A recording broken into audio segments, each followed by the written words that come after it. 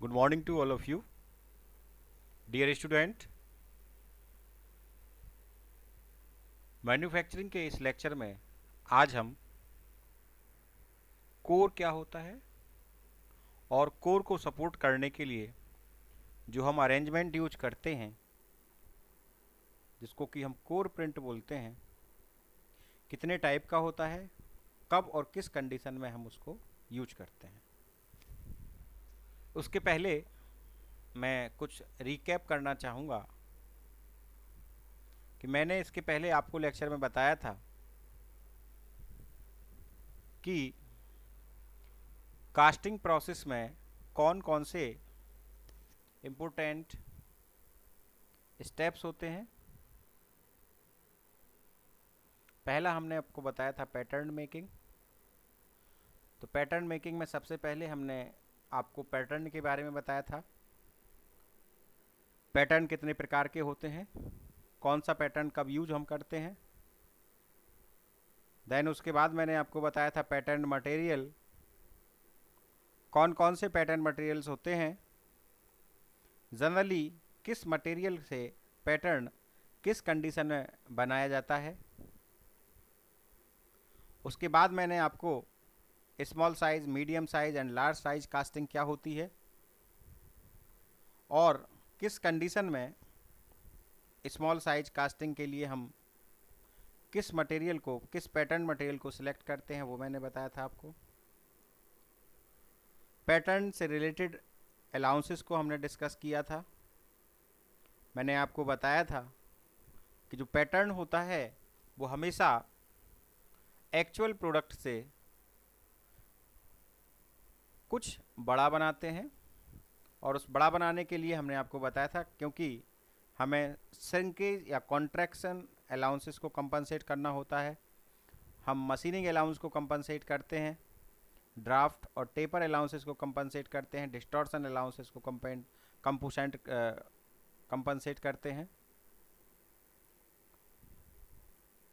Because casting में हमारा prime objective होता है to obtain the actual size as per the requirement. तो कास्टिंग का पहला स्टेप था पैटर्न मेकिंग। दूसरा स्टेप मैंने आपको बताया था सैंड प्रिपरेशन। थर्ड जो स्टेप था हमारा वो था हमारा core making and mould making. तो सैंड प्रिपरेशन में मैंने आपको बताया था कि सैंड हम सिंथेटिक सैंड यूज करते हैं जिसमें कि हम मॉइस्चर को ऐड करते हैं और कुछ बाइंडिंग एलिमेंट्स को मिक्स करते हैं जिसके कारण हमारी सैंड की सर्टेन प्रॉपर्टीज इम्प्रूव कर सकें। यहाँ पर मैं बात करूँगा जो थर्ड इम्पोर्टेंट स्टेप है कोर या core making. So it is the steps which is taken into consideration with mould making. Generally जब हमें किसी मोल्ड में या किसी ऑब्जेक्ट में अंडरकट प्रोड्यूस करना हो,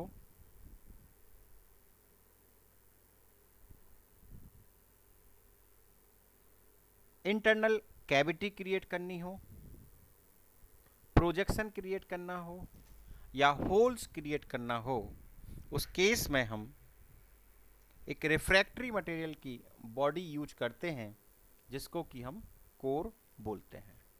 So generally core is the body of refractory material which is used for making holes, recesses, projections, undercuts and internal cavity into the casting. That's why we used core. ठीक है, तो ये हमारे contents हैं आज के इस लेक्चर में। सबसे पहले हम बात करेंगे प्रीरिक्विजिट ऑफ टॉपिक।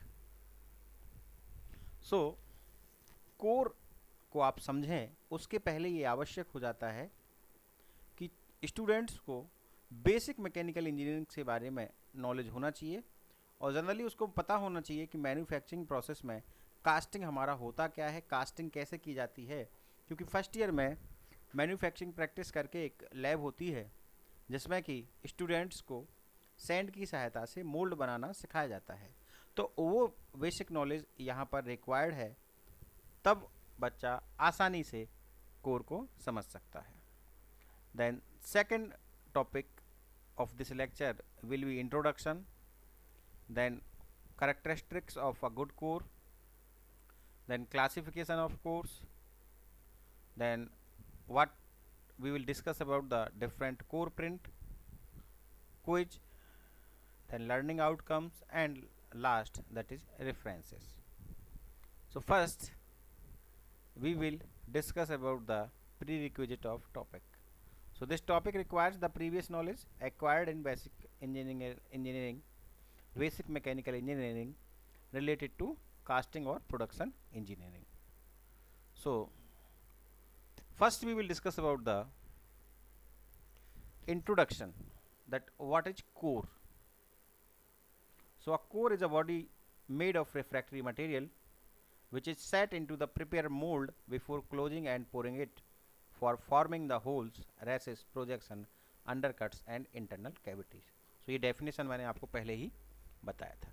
आप यहाँ पर देख सकते हैं ये हमारा जॉब है जिसके अंदर हमें ये होल क्रिएट करना है, ठीक है ना। तो ये हमारा जॉब है, ये इसका साइड भी यहाँ पर दिया हुआ है और इस जॉब के अंदर हमें ये सेंटर पर होल क्रिएट करना है। तो सबसे पहले हमारी ये रिक्वायरमेंट हुई, उसके अकॉर्डिंग हम पैटर्न बनाएंगे। ये हमने पैटर्न बनाया इसके अकॉर्डिंग, और इस पैटर्न के अंदर हम क्या यूज करेंगे, कोर यूज करेंगे। तो आप देखेंगे ये हमारा मोल्ड बनेगा, और उस मोल्ड के अंदर आप देखेंगे ये हम पैटर्न रखने के बाद उसके अंदर ये रिफ्रैक्टरी मटेरियल का कोर यूज करेंगे।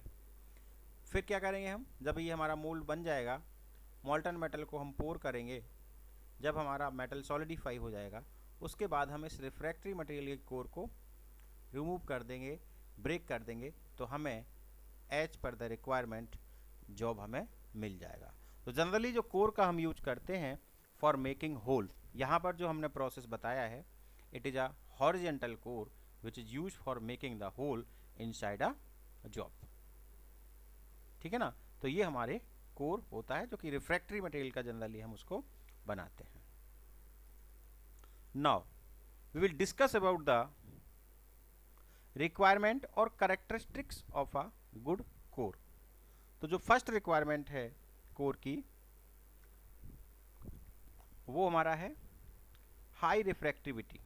मींस जो कोर्स होते हैं उनमें इतनी कैपेबिलिटी होना चाहिए कि वह हाई टेम्परेचर के साथ बने रहें, या हाई टेम्परेचर के कारण उसमें कोई डिफेक्ट डेवलप ना हो, यानी कोर का जो सैंड है वो फ्यूज ना हो या सॉफ्ट ना हो।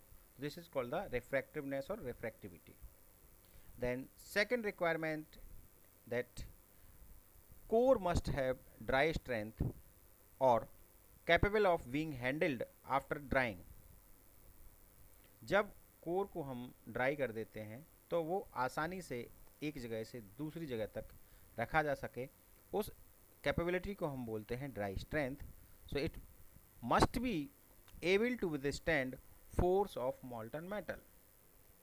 अगर कोर में सफिशिएंट लेवल पर ड्राई स्ट्रेंथ नहीं होगी तो जब हम मॉल्टन मेटल को पोर करते हैं तो उस मेटल के कारण जो फोर्स डेवलप होगा, कोर हमारा ब्रेक कर सकता है। देन नेक्स्ट है good surface finish. So core should have good surface finish so that जो हम कैविटी प्रोड्यूस करना चाहते हैं, होल प्रोड्यूस करना चाहते हैं, वह हमारा अच्छी फिनिश के साथ क्रिएट किया जा सके। देन उसके बाद है good collapsibility. So why it is required, because whenever we want to make a hole, recess, undercut in a casting, so whenever metal is solidify, उस कंडीशन में कोर हमारा मोल्टन मेटल के अंदर रहता है अगर हमने होल प्रोड्यूस किया हुआ है। तो अगर कोर आसानी से कोलैप्स नहीं होगा, आसानी से ब्रेक नहीं होगा, तो हमारी कास्टिंग में डिफेक्ट आ सकता है। That's why it should have good collapsibility. Then उसके बाद है good permeability. So Permeability is necessary because whenever molten metal come in the contact of cores, there some gas is formed. So this must be present inside the cores, that is called the permeability. So these 5 important requirement for a good core. Now हम अपने lecture में discuss करेंगे classification of cores. So cores को कितनी category में हम classify कर सकते हैं. So generally core may be classified into 2 category. जो फर्स्ट कैटेगरी है वो है हमारा according to the state of the core, and second category that is according to position of the core. तो अगर हम बात करें according to the state of the core means core को बनाने के लिए जो हम सैंड यूज़ कर रहे हैं उसमें सैंड की क्या कंडीशन है, उसके बिहाफ पर हमारा कोर ग्रीन सैंड कोर हो सकता है, ड्राई सैंड कोर हो सकता है, ऑयल सैंड कोर हो सकता है, लॉम सैंड कोर हो सकता है, मेटल कोर हो सकता है. सेकंड जो क्लासिफिकेशन बेस्ड है that is according to the position of the core. Means जो मोल्ड है, जो हमने कैविटी क्रिएट करी है, उसके अंदर कोर को हम किस पोजीशन में हेल्ड कर रहे हैं, उसके बिहाफ पर हमारा कोर हो सकता है horizontal core, vertical core, balanced core, cover core, hanging core and wing core. ठीक है ना. तो सबसे पहले हम बात करेंगे according to the state of the core के बिहाफ पर जो हमने कोर को क्लासीफाई किया है. तो सबसे पहले हम बात करेंगे कि ग्रीन सैंड कोर होता क्या है.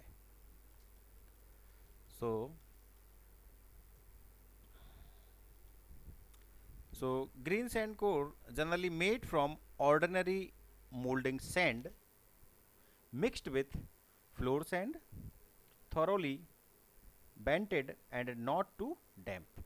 जो जनरली सिंपल मोल्डिंग सैंड होती है उसको बहुत ज़्यादा रैमिंग ना करते हुए जो हम कोर बनाते हैं उसको हम ग्रीन सैंड कोर बोलते हैं.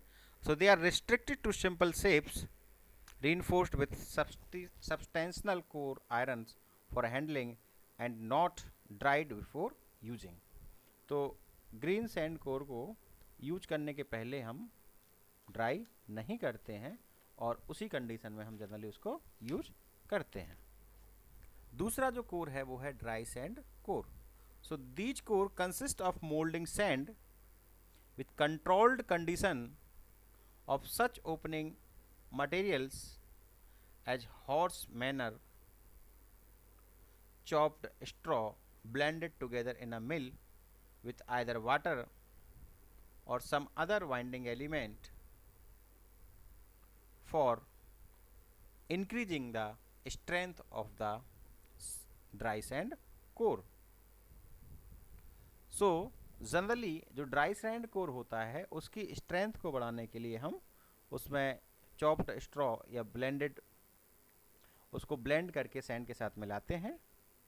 एंड ड्राई सैंड जो कोर होते हैं they prepared separately in core boxes and dried, that's why they call dry sand core. Dry sand core को हम प्रोसेस कोर भी बोलते हैं. जो नेक्स्ट हमारा इम्पोर्टेंट है that is oil sand core. So generally oil sand core consist seashore or other silica sand to which has been added a binding medium. तो core में जो सैंड होती है उसकी बाइंडिंग स्ट्रेंथ को इम्प्रूव करने के लिए हम उसमें सिलिका सैंड का यूज करते हैं.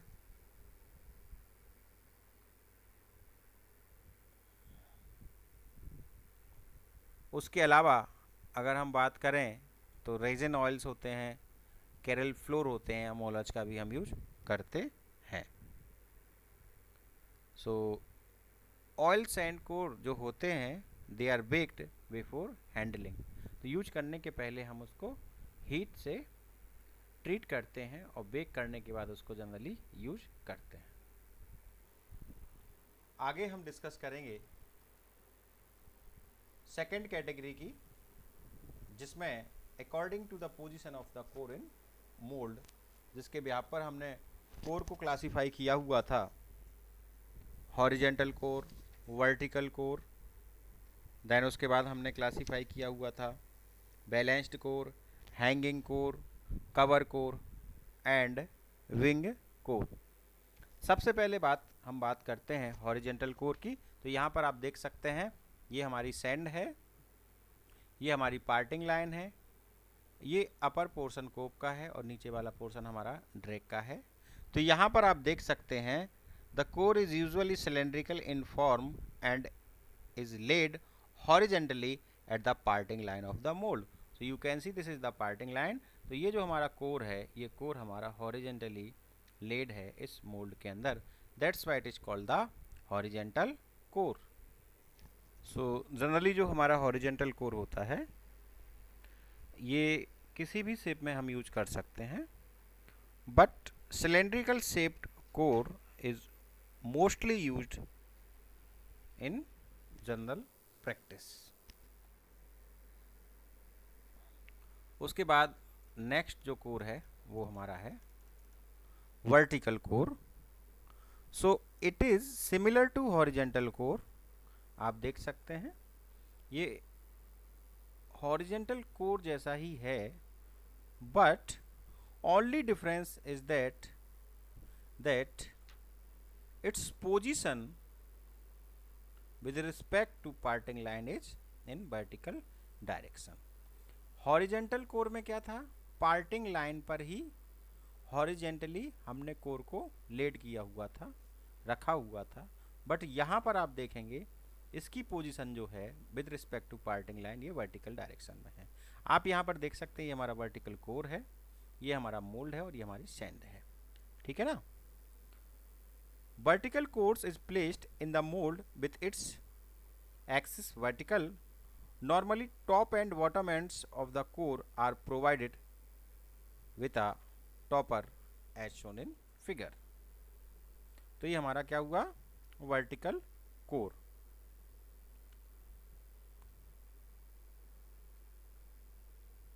उसके बाद बात करते हैं बैलेंस्ड कोर की। सो it is suitable to produce a blind hole along a horizontal axis in casting। So if we want to produce a blind hole, that आप यहाँ पर देख सकते हैं ये हमारी कास्टिंग है और इसके अंदर हमने ये ब्लाइंड होल प्रोड्यूस किया हुआ है। तो आप यहाँ पर देख सकते हैं ये हमारा कोर है जो कि बैलेंस्ड कोर है और इसका एक एंड इस मोल्ड पर सपोर्ट किया हुआ है। सो such types of core is known as balanced core। This core is similar to horizontal core but it is supported at one end only। तो आप यहाँ पर देख सकते हैं इस एंड पर हमने इसको सपोर्ट किया हुआ है और जब हमें ब्लाइंड होल प्रोड्यूस करना हो उस केस में हम बैलेंस्ड कोर का यूज करते हैं। ये हमारा कोप है, ये हमारा ड्रैग है, ये हमारी पार्टिंग लाइन है और ये हमारा मोल्ड कैविटी है और इसके अंदर हमने इस कोर को स्टैंड किया हुआ है।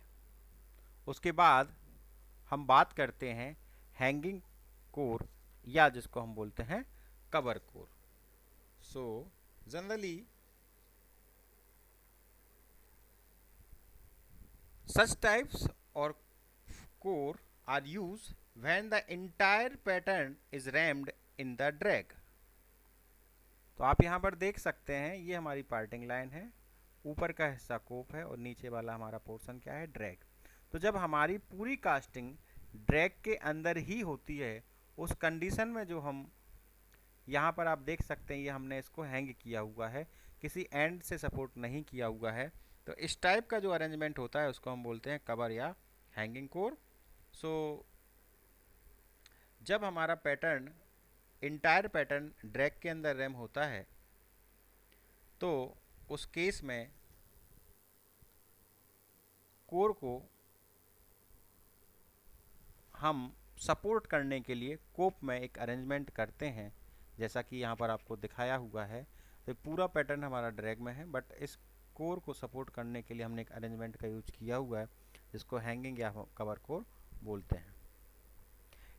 इस टाइप के कोर में बॉटम पर कोई सपोर्ट नहीं होता है, लेकिन हम इसको वर्टिकली कोप की सहायता से हैंग करते हैं।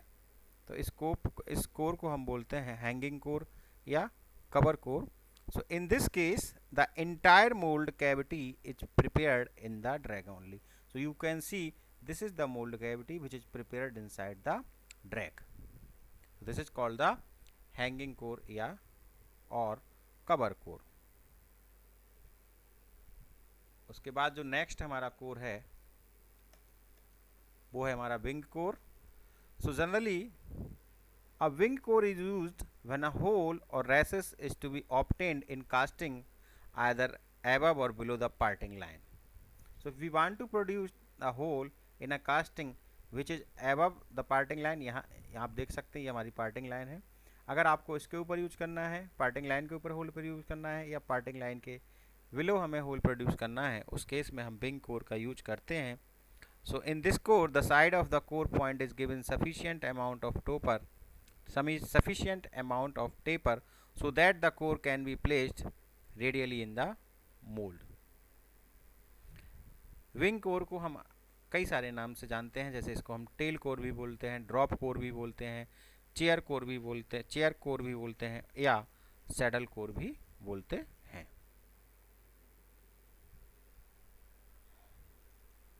आगे बात करते हैं हम कोर को बनाने के लिए किस टाइप की सैंड का यूज करते हैं। So core sand is usually a mixture of sand grains and organic binders which develops greater strength after baking at 250 to 650 Fahrenheit.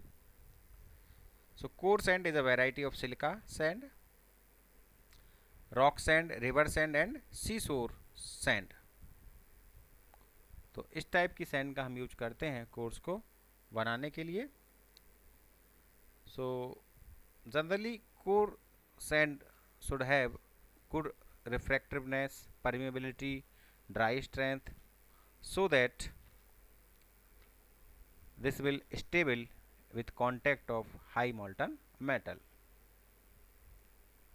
उसके बाद बात करते हैं हम कोर प्रिंट की। तो कोर प्रिंट होता क्या है? So generally for supporting the cores in the mold cavity and impression in the form of recess is made in the mold with the help of projection. तो core को support करने के लिए mould के अंदर जो हम प्रोजेक्शन या रेसेस बनाते हैं उसको हम बोलते हैं कोर प्रिंट।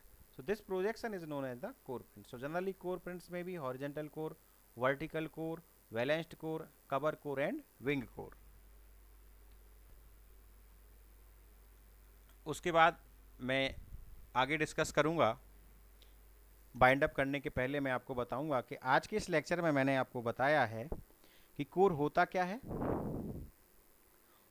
कोर बनाने के लिए किस सैंड का यूज करना पड़ता है, एक अच्छे कोर्स की क्या कैरेक्टरिस्टिक्स होती हैं, उसके बाद कोर प्रिंट होता क्या है, कितने प्रकार का होता है, ये हमने आज के इस लेक्चर में सीखा है। और आज के ही इस लेक्चर पर ये बेस्ड एक छोटा सा क्विज है जिसमें कि मैंने आपको 5 क्वेश्चन दिए हुए हैं। पहला क्वेश्चन है fill in the blanks form type का है। Forms a set in a mould on which the sand core rest during pouring. So pattern, sand, core and core print. Second question है which of the following is a property of core material used in a foundry. Option है आपके appropriate for long production, low weight, reusable and fourth option है core print. Next question है third, the number of cores to be used to form casting is depend. Fill in the blanks में आपको जगह right answer लिखना है। 1, 10 depends on the sand and depends on the design. Next question है true and false based type का है। Binders are added to increase the strength of the core. Is it true statement और is it false statement, आपको identify करना है। Fifth question है आपका which of the following process is not use to remove the cores from the finished casting. So first one is the blowing, melting and washing. आपके पास 3 option है, इन 3 option में से आपको सही आंसर को सिलेक्ट करना है। आपको इन सभी क्वेश्चंस के आंसर को एक शीट पर, पेपर पर लिखकर LMS पर अपलोड करना होगा, जिसका कि मैं एवेल्यूएशन करके आपको इन्फॉर्म करूँगा। अगर हम लर्निंग आउटकम की बात करें आज के लेक्चर की, तो आज के लेक्चर में हमने सीखा है कि कोर होते क्या हैं, कोर्स को क्यों यूज करते हैं, अगर हमें प्रोडक्ट में रेसिस प्रोड्यूस करना है, अंडरकट बनाने हैं, कैविटी प्रोड्यूस करनी है, उस केस में हम कोर को यूज करते हैं। कोर को दो कैटेगरी में हम क्लासीफाई कर सकते हैं, according to the state, and second classification based है according to the position of the core. उसके भी आप हमने कई सारी कैटेगरी में क्लासीफाई किया था। कोर सैंड में कौन कौन सी प्रॉपर्टीज होना चाहिए, अच्छे कोर की रिक्वायरमेंट क्या क्या होना चाहिए, ये हमने आज के इस लेक्चर में सीखा। ये हमारे आज के इस लेक्चर के लिए जो रेफरेंसेस हैं, आप और भी अधिक अगर जानकारी चाहते हैं तो आप इन रेफरेंस बुक्स को रेफ़र कर सकते हैं।